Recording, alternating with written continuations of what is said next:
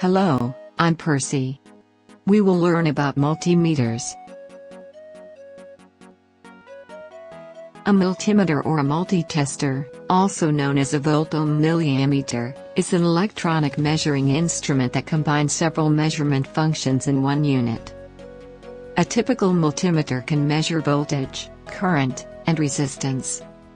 Analog multimeters use a microammeter with a moving pointer to display readings, whereas digital multimeters have a numeric display, and may also show a graphical bar representing the measured value.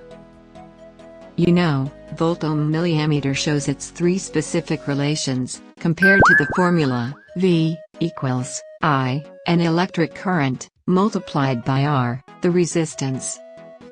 In terms of volts, you can use as a voltmeter, that is the potential difference present between any 2 points within a circuit that you can find out. A voltmeter must be connected in parallel with the component whose voltage you wish to measure. Next, in terms of ohms, you can use as an ohm meter, that lets you measure the electrical resistance. Micro-ohmmeters make low resistance measurements, equal to 10 to the negative exponent 6 of ohms. Whereas megometers measure large values of resistance, equal to 10 to the exponent 6 of ohms. Initially, the two test leads of the meter can be shorted together to calculate the resistance of an electrical circuit. And third, in terms of amperes, we use as an ammeter. An ammeter is a measuring instrument used to measure the electrical current in a circuit. Milliammeters can be measured in milliamps, equal to 10 to the negative 3 exponent of amps. One extra possible is to convert into galvanometer.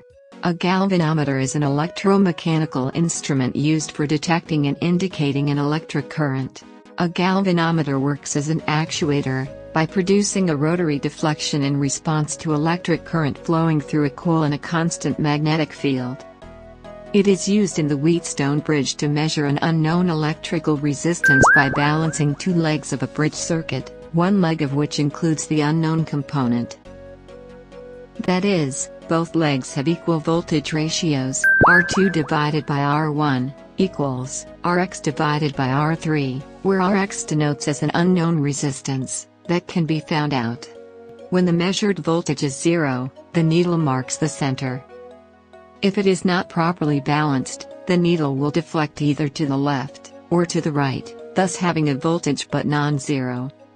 So you now know how multimeters work, in accordance with the various related electrical units. Like, comment, and subscribe now.